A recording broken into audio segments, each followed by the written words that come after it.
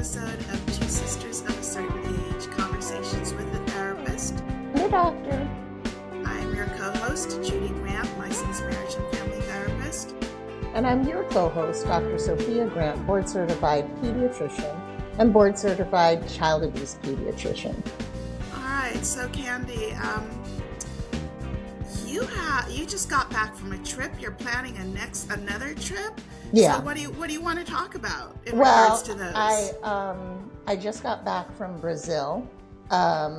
It's the year that I turned 60, and so do most of my friends. Mm-hmm. So I celebrated the 60th birthday of our former guest, Dr. Suzanne Gilbert-Lenz, who was talked about menopause boot camp. Mm-hmm. That was the first weekend in February, and then on Valentine's weekend, celebrated the 60th birthday of my college friend, and his wife is from Brazil. So, I mean, Brazil is where you throw a party.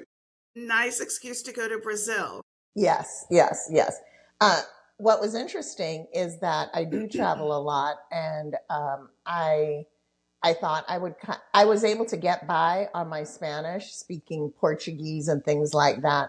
Mm-hmm. But unlike many countries where there's somebody there who speaks English and somebody willing to help, they're like, and it was a challenge for me, but I don't want to be so English centric that why doesn't anybody speak English? But it was kind of tough for me. And when I had a layover in Lima, Peru, I was actually more comfortable there because I knew that we could communicate. Yeah. Right. Yeah. Wow. And while you were gone, before you left, I'm like, Candy, I need the name of your hotel. I need to get Barry's phone number, because I'm having these crazy thoughts of the movie Romancing the Stone with Kathleen Turner and Michael Douglas, where the sister has to fly to Argentina. I don't even remember the plot of that movie. The fact that you were able to dig it out of the memory banks. Yep. Yeah. So I was like, okay, well, I need to know where my sister is so I can go and rescue her if needed. Yeah. Thankfully, that was not needed. Yes. And you had a fabulous time. Yes, it was a wonderful week in Brazil. That's awesome. So I know that we're going to be talking about something that you have been discussing with me for a minute. Like, we need to talk about this. Yeah. We need to talk about this. So what is this hot topic that you're so inclined to share with our audience? Well, I am too old to say that I grew up watching Dawson's Creek. I've never seen a single episode. I never watched Gilmore Girls or anything like that. Yeah, but I don't know those shows. Yes, but the guy who played Dawson, his name is James Vanderbeek. He died from colon cancer. He was married with 6 kids, and colon cancer numbers are rising.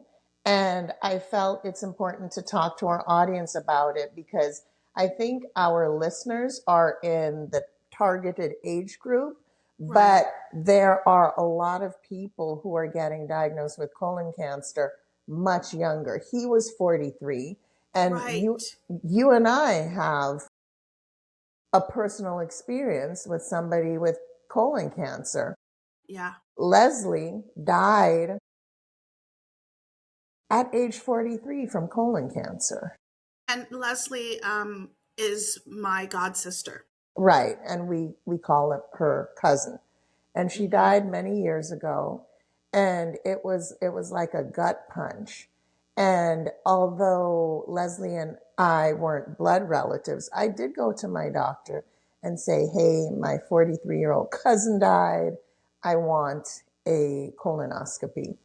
The recommendation, the formal recommendation, is 45 and above if there's no family history. So, when was your last colonoscopy?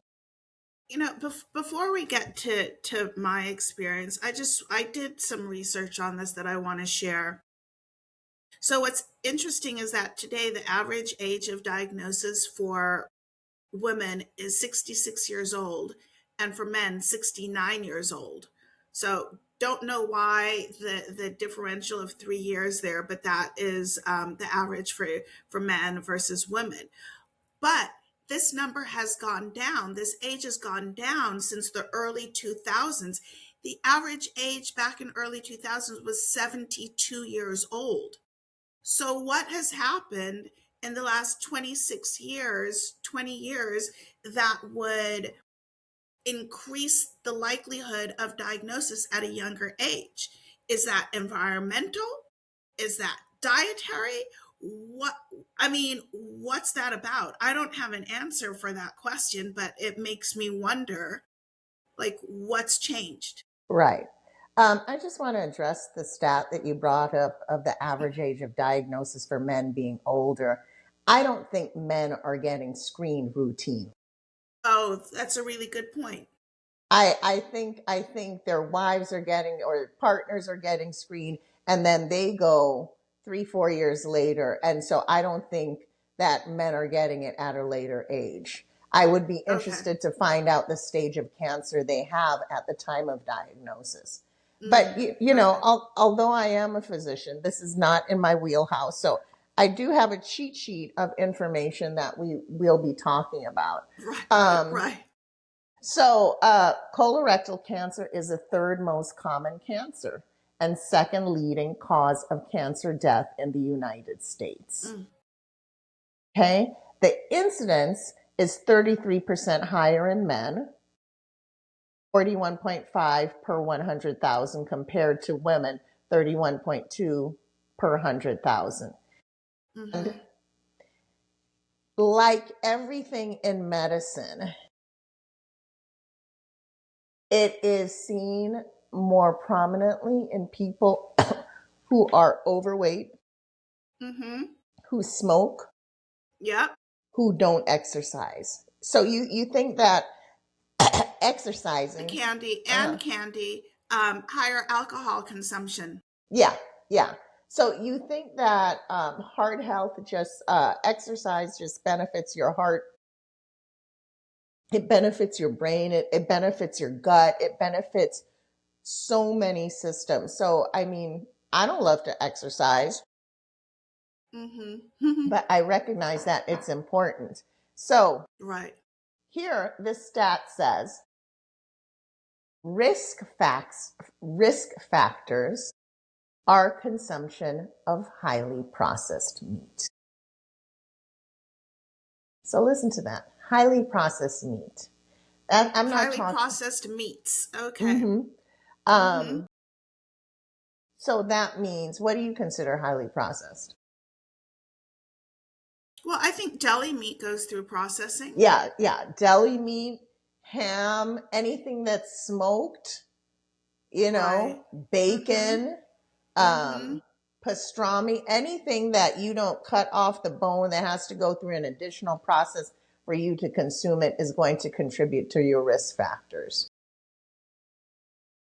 You know, and I said this to you earlier this week when we were talking about this topic. Like, when you read these symptoms or risk factors, what have you, like, you start to freak yourself out. Like, wait a second, I got turkey and salami in my refrigerator right now. You know, I love my ham, or somebody's like, I love to eat bacon. But I think we also need to recognize that moderation is key. So don't freak out completely. Just be mindful of the processed meats that you're eating, and make sure it's not every day. It's not an everyday occurrence. Yeah. So before we bombard the audience with statistics, what has your colonoscopy experience been? So I've had two, and I can't really remember the first one because it's been a minute, but the second one was probably about 3 or 4 years ago. I don't know. There is preparation involved. Bowel prep. You know what? Before I even start to talk about that experience, I do want to say this. there are so many people afraid of going to the doctor for fear of what could be, that they don't go. That they don't go and get a colonoscopy because what if? You need to get that out of your mind, because that is not going to serve you. You have to go to prevent, to be made aware. So God forbid there is an issue, you can address it sooner rather than later. Okay. So the bowel prep the night before is rough. It's not even the night before. It's a couple days before. You have to stop eating. They call it high residue foods. Like you can't eat oatmeal and stuff that's going to stay in your gut. You have to go on a liquid diet and, clear stuff. If you can see through it, you can drink it. You can't see through grape juice. You can see through, apple juice. And then the bowel prep. The bowel prep. And, wow, this is like a TMI episode, but you have to evacuate everything in your body. Everything in your body. So when you're thinking, I don't have any more poop to come out, there's more poop. And you are kind of miserable running to and from your toilet. And that's just the reality, people. But again, it's one of those things that we have to go through in order for us to get tested and know what's going on with our bodies. So as much as you detest the process, it's essential. Yeah. And a trick I will tell you about the bowel prep, because it does taste artificial and just like, like that, is if you keep it in the fridge and keep it as cold as possible, hold your nose and drink it. You're not sipping, you're just gulping it down so it goes through your body. But, I had my first colonoscopy. I was 41 because Leslie was 43 when she died. And, the bowel prep was horrible. And I, was on the verge of throwing up the entire time. So you're drinking it, you feel like you want to throw up, you're on the toilet, water's coming out. It's just disgusting. And so for many years, I did the Cologuard. That's, where your doctor mails you a card, you smear poop on the thing, you mail it in, and they say, oh, I don't see any red blood cells. You're not bleeding. You're not. But you can have pathology in your colon without having blood in your stool. So I did that for a while, and then I changed doctors, and that she's really good. And she said, you know what, Sophia, you need to actually do a regular colonoscopy. And I knew that for a while, but this is it's kind of pathetic. They won't let you take an Uber home because you're under anesthesia, and obviously you can't drive home. And they don't want somebody who's partially, coming out of anesthesia, impaired, getting in an Uber. And since I'm a single lady with an empty nest, I didn't have anybody to take me, and I wasn't going to, I know Judy could take me, but do I really want her to take a day off of work so I could, no. So I actually scheduled it for when my son was in town, and then he was able to take me. And my last colonoscopy was last year. The prep went a little bit better because I learned the trick of putting it in the fridge and having it super cold. And I woke up, I wouldn't say in the middle, but in the tail end, and that pun was not intended. Tail end. Took me a second. All right. Deep. So in the tail end of my colonoscopy, I actually woke up. So my eyes were open, and I saw I did have some polyps, and they were flat polyps. They call them sessile, Sessile. So they weren't sticking off like a stalk.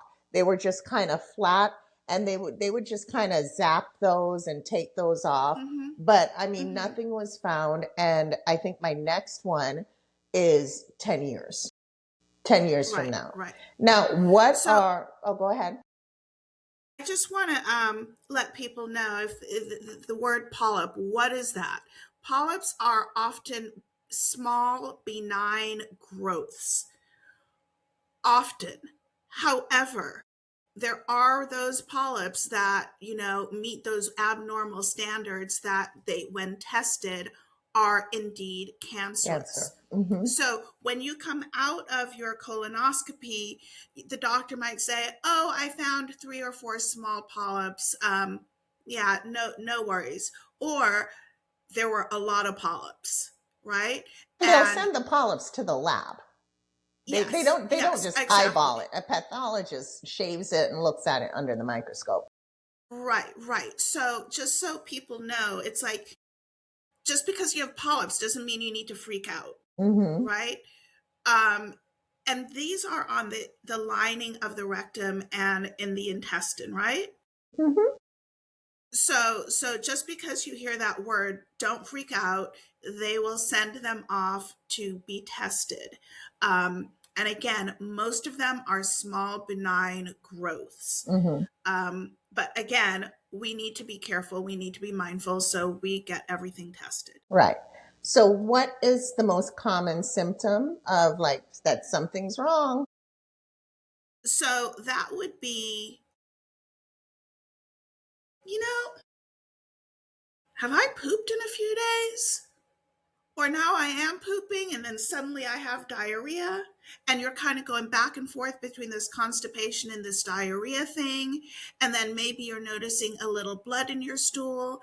Maybe there's cramping, some abdominal pain, gas, bloating. And when you put all of these things together, that's when you say, I gotta get this thing taken care of. A random bout of constipation does not equate to colon cancer. But when you take that in combination with these other symptoms, you need to really ask yourself, like, what's the pattern here? How am I feeling? Let me go to the doctor. Yeah. Did I miss anything? Well, you mentioned everything, but the most common, single symptom is hematochesia, which is just a fancy word for blood coming from your bottom. Okay. Like you go to the bathroom and there's blood in the toilet. And people experience that and they attribute that to hemorrhoids, or maybe you had a hard bowel movement and you had a tear. And even that can happen occasionally. But when you have consistent blood in your stool, you cannot self-diagnose. You have to go to the doctor and have a look, have the doctor take a look. And if they don't see anything, they'll likely schedule, excuse me, a colonoscopy. But hematochesia is nothing to ignore. Hematochesia. Okay.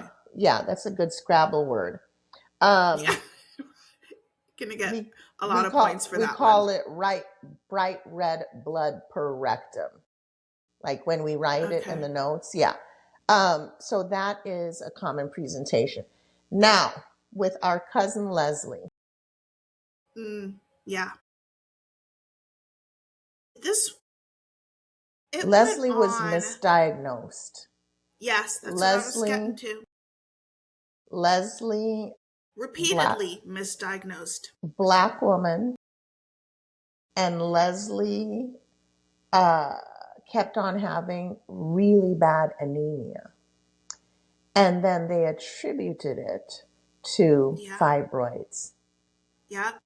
And she would faint, get a blood transfusion, and then she'd go to the hospital, get a blood, and she'd be fine. And then, when you lose somebody and they've been misdiagnosed, suing won't bring them back.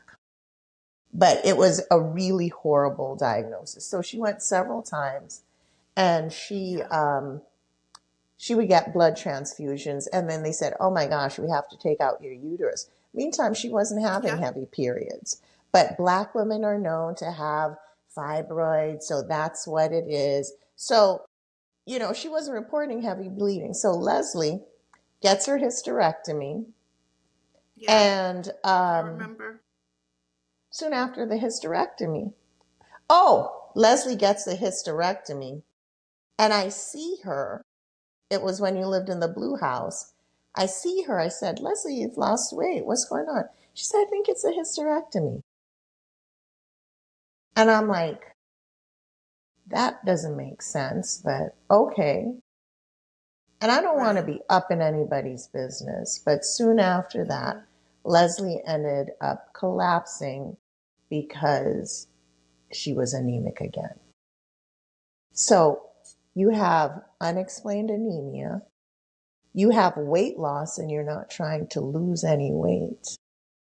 That means you have something systemic going on in your body. And it was only after the hysterectomy that they diagnosed her with colon cancer. And hers was diagnosed as stage 3. Stage 3 means that you have some lymph node involvement. And here, the survival rates vary considerably. 5-year survival rate of approximately 67 to 72%. But stage 3C has a lower survival. So I don't know if she was misdiagnosed and she was actually stage 4, but Leslie ended up dying. And it had spread all over her body to her lymph nodes. It spread to her liver. And that's how we lost her. And of course, this of course goes back to just racism in medicine. Just because, Black, gotta have fibroids. Right. I do want to point out that Leslie and, like you said, James Van Der Beek were the same age. Mm-hmm. And based upon the research that I found, it says that 20% of all cases are for people under the age of 55. Mm-hmm. So it's not like I'm too young for this. Yes, it's a much lower percentage, but it can still, affect you. You're not out of the woods. Right. So like, again, the symptoms persist, do something about it. Mm-hmm. You feel that you're not getting the treatment you need, get a second opinion. Mm-hmm. Because we don't want what happened to Leslie to happen to other people. Right. Yeah. And, I think also, and you mentioned this briefly, but we might be talking to people, Candy, right now who have a family history of this. Mm-hmm. And when I feel like whenever you have a family history of any of these potential, why can't I say that word? Say possible. It for me. Say possible. For these You're like possible Elmer Fudd. Mm-hmm. potential. Okay, whatever. Potentially. It just doesn't sound right on my tongue tonight. But if you have this family history and there's a likelihood that this, that you could be at risk, you need to be having yourself screened from a much earlier age than the recommended 45 and over. And you've heard stories of a grandmother being diagnosed with breast cancer. So you, the next generation, you're getting your mammogram at 25 years old. Mm-hmm. Whatever it is to ensure that, again, if something happens, you catch it sooner rather than later. So that family history, when you go to the doctor and they're like, tell us about your history, there's a reason they're asking that question. It's not just to fill time. And when they hear, my such and such had this, okay, let me make a note of that, to watch that, watch out for that for you as we progress. So yeah, so that family history is a serious thing, and it's, I think also, as I'm saying it, some people might not be aware of their medical history. Mm-hmm. So maybe now is the time to stop and ask, like, hey mom, hey dad, grandma, grandpa, tell me about the medical history of our family, Yeah. so you can share that with a professional. Yeah. While you're doing that, also ask about mental health history. Yeah. The recommended age for screening is 45. If you have a family history, the age is 40 or 10 years younger than the age that your relative was diagnosed. So if your sister Okay. was diagnosed at 45, then you need to start screening at 35. So Right. that's why family history is important. Yeah. It, and you asked me about my prep and my experience. I remember, the whole workup, and it's kind of like you're waiting around longer. You got your IV in, whatever, all of the prep is done, and you're kind of waiting around for a minute, in like the back area of this office, and you go in, and for me it was like, wait, what happened? Mm-hmm. It felt so quick. By the time they put you under, it's over for Yeah. me. For the patient side of it, it's like, did you actually do anything? Yeah. So I say this to let you know that, yeah, there's going to be anxiety. There's always anxiety when you have a medical procedure, but it's not something that you're going to be like, oh my gosh, this hurts really badly, I can't take this. Yeah, it doesn't hurt. You're out. And when I had my first one, I woke up and I asked them, when are you guys going to start? And it was over. Right. And the medication that Right. they gave me the last time around was propofol, which sadly led to Michael Jackson's death. But it's an anesthetic that is administered under the care of a professional in a controlled setting. Yes. Let's be clear Yeah. about that. Yeah. Yeah, and one of the things afterwards, and I should prepare you for those of you who have not done it.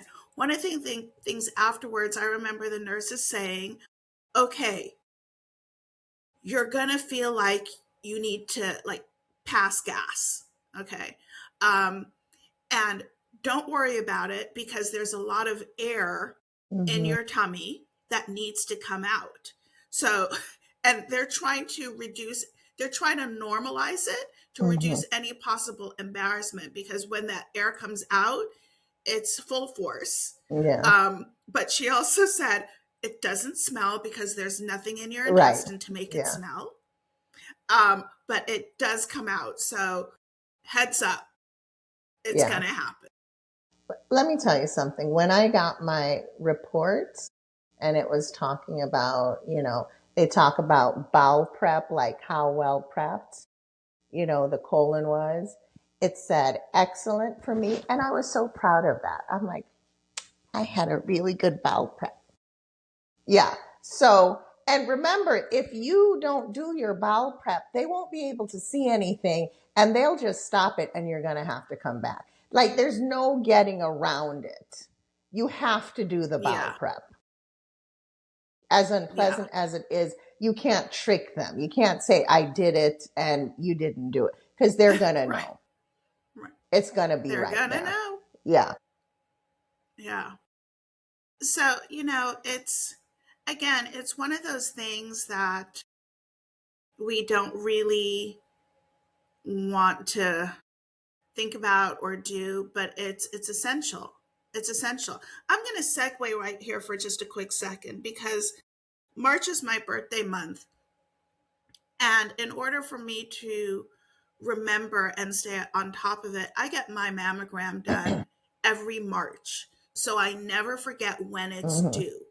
And I remember years ago, a friend saying that they were scared. They were scared. They didn't want to go.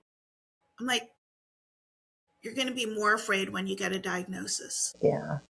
So please, please schedule these things. Mm-hmm. And yeah, that mammogram is uncomfortable when they have you like this and you're pressing up and they're squishing things left, right, and center.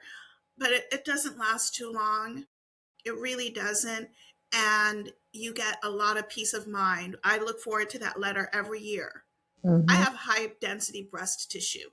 Um, so Are you they're showing always off? telling me Like about what? that. Is that, Yeah, there what? you Look at go. me. I got high Um, density breasts. Look at me. But again, I just want to encourage everybody out there to have these preventative tests done, or rather, I'm going to say be more proactive in your testing, because they can't prevent, but they can help monitor, of course, over the course of time. Yeah. Candy, you get your mammogram in the fall. No, I get mine in August. Okay. Yeah, I get mine Okay. around my Again, birthday birthday. month. Yeah, yeah. Okay. I typically don't work on my birthday, and I will get my blood work, my blood work annual on the same day, and I schedule it months in advance. 8 o'clock in the morning, and by 9:30, I'm out of there. And I don't see that as a Yeah. downer way to start my birthday. I think of it as a positive way to go into the year knowing where my blood work stands and things like that. Right. Right. Yeah. Absolutely. So Okay. I want to talk about some of the risk factors. Of course, if you have Crohn's Okay. disease or inflammatory bowel disease, you're going to be at a higher risk, excuse me, of colon cancer. And another thing I want to address is sometimes when you get these diagnoses of cancer, you might feel like I'm going to seek alternative care. I'm going to look for Eastern ways of medicine to care for this. And you turn your Mm-hmm. back on Western medicine and you end up dying sooner. And as much as I really want people to um, take control of their health, when you turn your back on the treatments that have been tried and true and are being perfected, you're shortening your lifespan. There was Mm-hmm. that woman who was on MTV, Ananda Lewis, who had breast cancer, and she didn't choose Oh, to, yes. she was like positive thinking and all of that stuff. And there is definitely room for Mm-hmm. a mindset and a visualization and prayer, but God Mm-hmm. made physicians, God made doctors to figure these things out. And if you are a loved one of mine and you said, I'm really not going to do, I would be like, you have lost your freaking mind. I would slap you and I would drag you to the hematologist and oncologist. If you are a friend, I would just say, are you sure? Are you sure? Okay. But I have a friend who many years ago, she had gallbladder disease and she was recommended for gallbladder removal. And I had a function at the house and she said, she's going to control it with diet and things like this. And I didn't say anything and I just said, okay. And then she was on the road with her husband and required emergency surgery and nearly died. And she put in the group Mm. email, if you tell Sophia that you are choosing an alternative path and her face looks funny, ask her why. Right. This chemotherapy is no joke. Chemotherapy, it is a poison that they're putting in your body to kill those cancer cells but bring you back from the edge of death. Bring you back. And you need a strong support system. You need people dropping you off and picking you up. And it can extend your life. We have an Uncle Cleve, who was diagnosed with colon cancer, survived that, then got lymphoma, survived that. And then Uncle Cleve died last year. Uncle Cleve was what, about 92? Yeah. And he's an example of somebody that went through the treatment, you know? Yeah. He embraced it. He went through all the treatment. And as unpleasant as it is, if you want to live to see your kids have kids, if you want to live to travel more, do the treatment. Do the treatment. And complementary medicine is called complementary, not substitution. I was about to say, I don't want to discredit alternative medicine, right? But I think it can be an adjunct to what you're already doing. So you want to explore these other things, by all means, do it.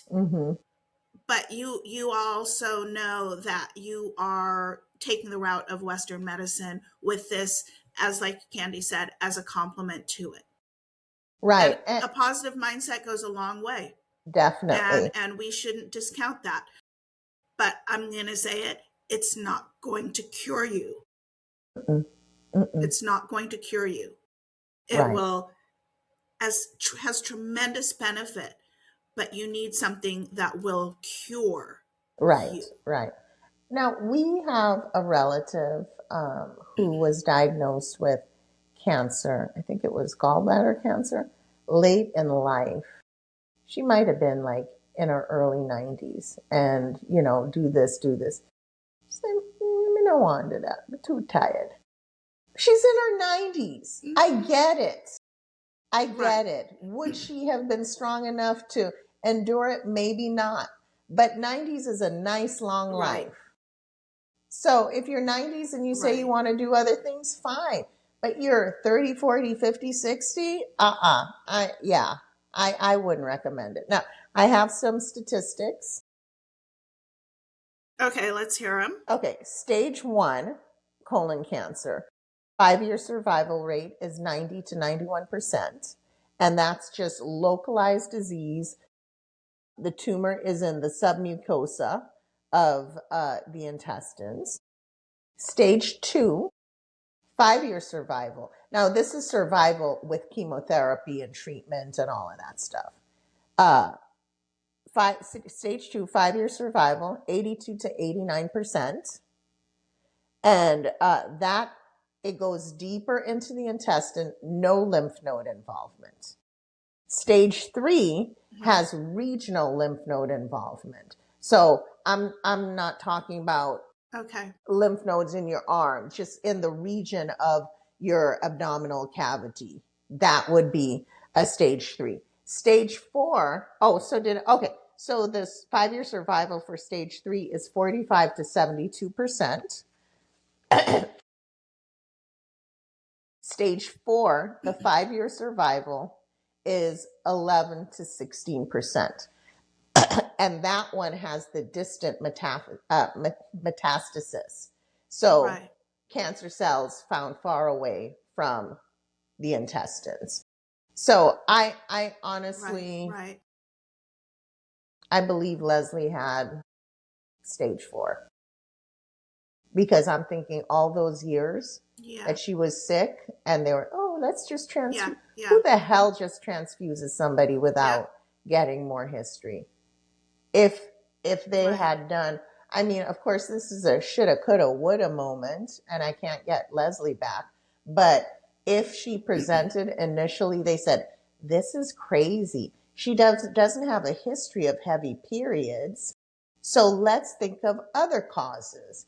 Cancer is always going to be at the top of the list for anemia and weight loss. Right.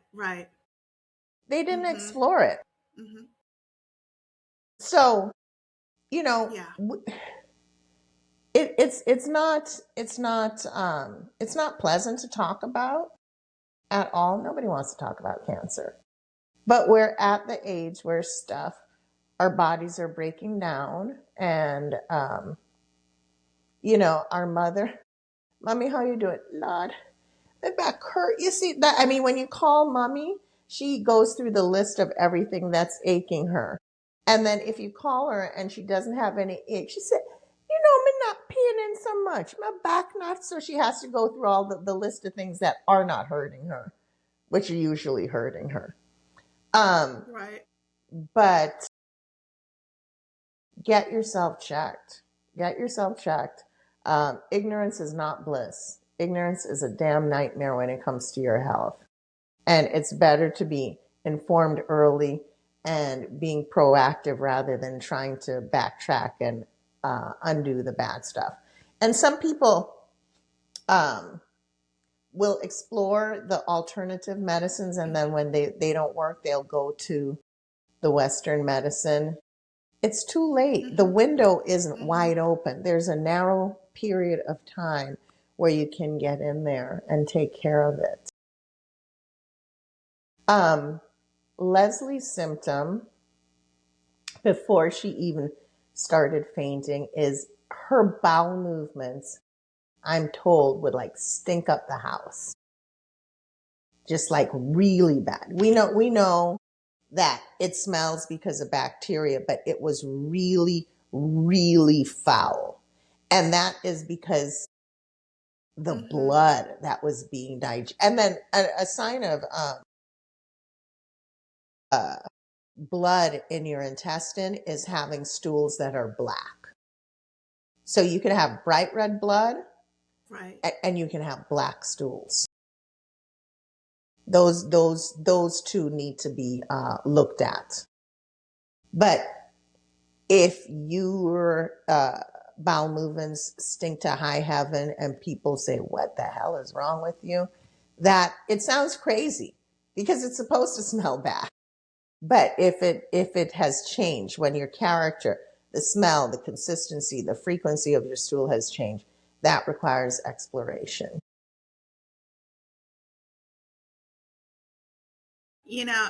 As hard as this conversation might be, and as you're talking about Leslie, I'm over here just kind of smiling because I'm just thinking about her. Mm-hmm. And I'm thinking about how goofy and how fun she was, and just Leslie could. Leslie was always the Oh life my of the gosh, party. yeah, Yeah, she was the life of the many party. memories. And she has She always was. She has a couple of I remember one-liners. like mommy and daddy would have a party and Leslie and I are on the dance floor and she's tipping me left and right. Yeah. So as hard as it is to think of her in those last moments of life, I'm recalling those fun moments of her life. Right. And I'm so grateful, so blessed, so grateful to be able to remember those and not just focus on those last stages. Wow. All right. So Candy, I think you wanted to come here and you wanted to talk about this, and I think it's all about being proactive, taking care of yourself, knowing what those signs are, knowing what those risk factors are, and making sure you get yourself thoroughly checked on a regular basis. If your doctor says come back in 10 years, great. If he says come back in 5, do it. Just don't create barriers where there doesn't need to be barriers, because it's your health. And that is what is most important. So I think I lost my sister. Oh, here she is. Let's bring her back. Yeah, I don't know what happened. Yeah, you were gone. Right. You were gone. So, well, I was wrapping us up. So, okay. so I will, before we close, I will tell a little. Do you have any closing words? I'll tell a Leslie story. Leslie was once dating a guy, and then he said he was breaking up with her, And he said, I think I need some space. And Leslie's line to him was, fine, take the universe. My gosh. Oh, I remember what. Mm-hmm. Yeah. It's good. Yeah. So. All right, Tusoka family. Thank you for joining us tonight. It's nighttime. We're recording in the evening today, but thank you for joining us for this episode. And, we'd love to hear from you. If you have thoughts, questions, feelings, please reach out to us. Candy, how can people find us? TwoSokaPodcast@gmail.com. Two Sisters of a Certain Age on Instagram. Tusoka on YouTube. Share, like, follow, all of the good stuff. Okay. All right. Thank you, everybody. We will see you next time. Bye.